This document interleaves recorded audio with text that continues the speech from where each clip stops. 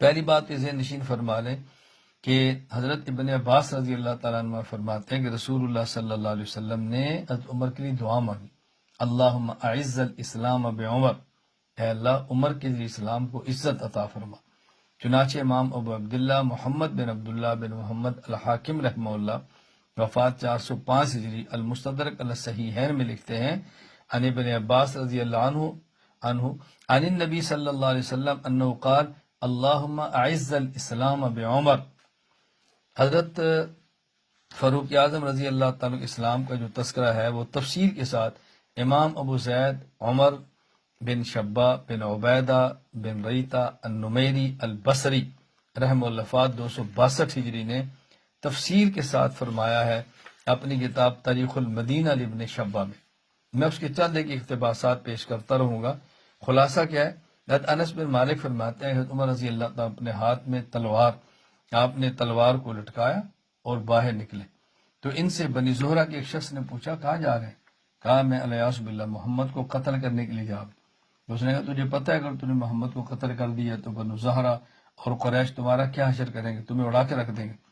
پھر انہوں نے کہا کہ تم نے کہا مجھے لگتا ہے کہ تو نے بھی دین کو چھوڑ دیا، یعنی جو ایسی کمزور باتیں کہنے لگتا ہے کہ تو نے دین کو چھوڑ دیا، اور میں ما اراک الا قد ثبوت و ترکت دینک الذی انت علیہ۔ تو اس شخص نے فوراً کہا، بنی زہرہ کے آدمی نے، عمر میں تجھے اس سے زیادہ عجیب بات بتاؤں، یعنی تو میرے اسلام قبول کرنے پر تعجب کر رہا ہے، اس سے زیادہ عجیب بات بتاؤں، تیرا خود بھائی، تیری بہن اور تیرے بہنوئی نے قبول کر لی ہے، ان ختنک و اختک قد سبوا بترکا دینک الذی انت علیہ، وہ مسلمان ہو چکے ہیں۔ حضرت عمر فوراً دوڑتے واپس آئے اپنے گھر، اور وہاں ان کے پاس یعنی ان کی ہمشیرہ اور بہنوئی کے پاس حضرت خبیب رضی اللہ تعالی حضرت خباب رضی اللہ عنہ موجود تھے۔ حضرت عمر کی آہٹ دیکھی تو چھپ گئے۔ حضرت عمر رضی اللہ فرمان لگے کہ یہ جو میں خسر پسر کی آواز آ رہی خس خس یہ کیا ہے؟ تو حضرت عمر رضی اللہ تعالیٰ عنہ کے بہن اور بہنوئی نے کہا کہ کچھ نہیں، ہم آپس میں باتیں کر رہے تھے، حالانکہ وہ سورہ طٰہٰ کی تلاوت کر رہے تھے۔ انہوں نے کہا ہم تو باتیں کر رہے تھے۔ حضرت عمر رضی اللہ تعالیٰ نے فرمایا کہ مجھے لگتا ہے کہ تم نے اپنے آبائی دین کو چھوڑ دیا ہے، فلعلکما قد ثبوتکما۔ حضرت عمر رضی اللہ تعالیٰ کے جو بہنوئی تھے انہوں نے فرمایا دیکھو عمر، اگر حق تمہارے دین کے علاوہ ہو، جو ہمارا گزشتہ دین تھا شرک و کفر کا، اور جو تمہارا بھی دین ہے، اگر ہر حق اس کے علاوہ ہو تو پھر حضرت عمر رضی اللہ تعالیٰ عنہ نے حملہ کیا اپنے بہنوئی پر، اس کو نیچے گرایا اور اس کو مارنا شروع کیا۔ حضرت عمر کی ہمشیرہ آئیں ان کو بچانے کے لیے، حضرت عمر نے ان کو بھی مارا۔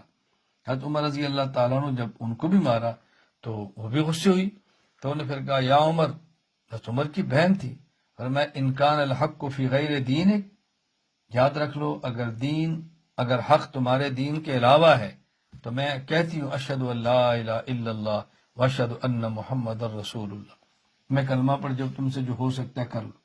حضرت عمر مایوس ہو گئے کہ اب تو میری بہن بھی سامنے کھڑی ہو گئی۔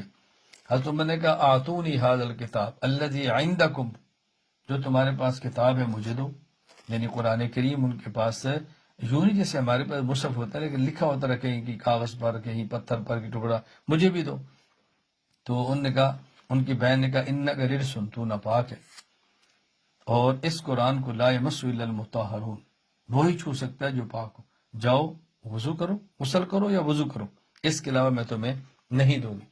حضرت عمر کے وضو کیا اور پھر قرآن کریم کو لیا اور آپ نے پڑھنا شروع کیا۔ جب طٰہٰ تک پہنچے، سورہ طٰہٰ میں اس آیت پر پہنچے اننی اری اللہ لا الہ الا انا فاعبدنی واقم الصلاۃ لذکری، کہ میں ہی خدا ہوں، میری عبادت کرو اور نماز پڑھو میری یاد کے لیے۔ حضرت عمر نے کہا دلونی علی محمد، مجھے محمد کے پاس لے کر چلو۔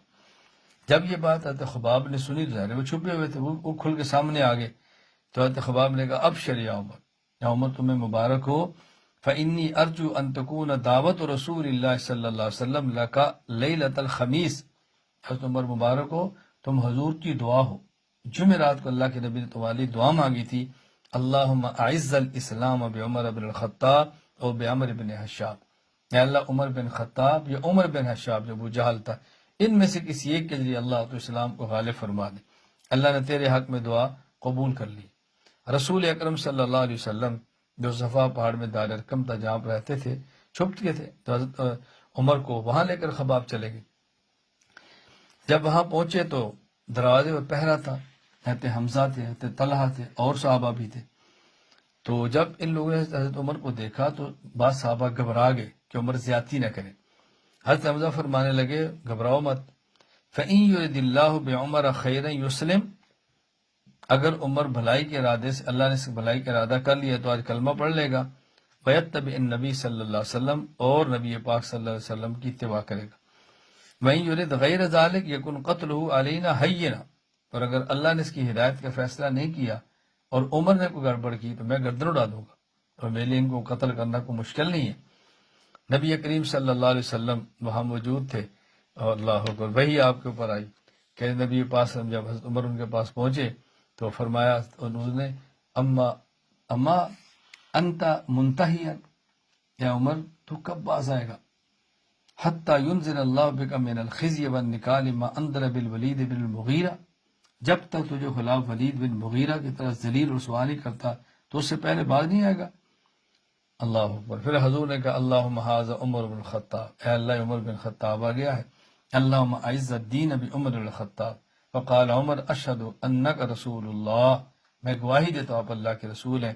آپ نے پھر کلمہ پڑھا اور کہا یا رسول اللہ باہر نکلے، باہر نکل کے نماز پڑھے۔